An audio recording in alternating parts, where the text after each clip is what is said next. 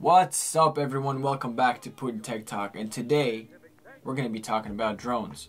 So DJI appears to have a new drone brewing at the lab called the Spark. Pictures have been popping up everywhere, all over various sites, but DJI has yet to announce this little quad. First, the Spark is smaller than the Mavic Pro when the Mavic's prop arms are extended. The Spark appears to have fixed arms and brushless motors similar to the Mavic's, just slightly smaller. The bottom of the drone seems to have downward facing sensors likely to assist in positioning.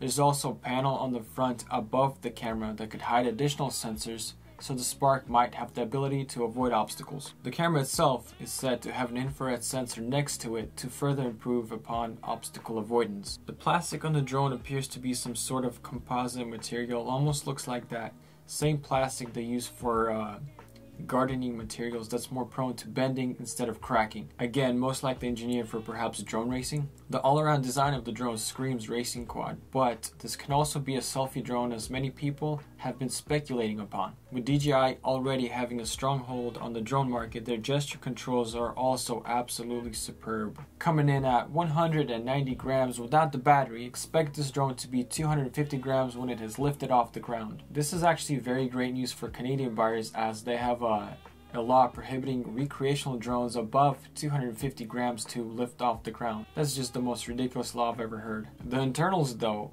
wow, that looks like someone stuffed a graphics card into this thing. There's also a micro SD slot right next to the USB port. Sadly, it's the micro USB from yesteryear instead of the new and improved USB Type-C.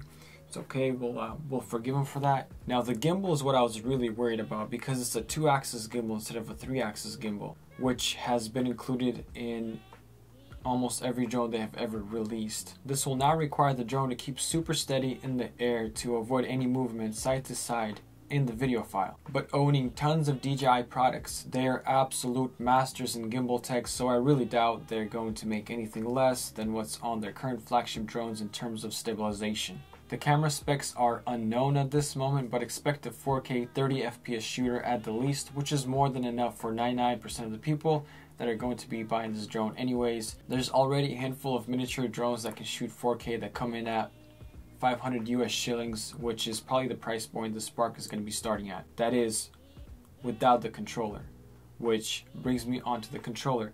They have not leaked the controller with the actual drone. There's 3 explanations to this. One, they're probably gonna just connect the Spark and the phone via Wi-Fi connection, or 2, they're gonna reuse the Mavic's controller design and light bridge technology, or 3, they just keep it under very, very tight wraps. On the other hand, if DJI does decide to sell the controller with the Spark, it would make it a great buy not only for beginners but for professionals alike.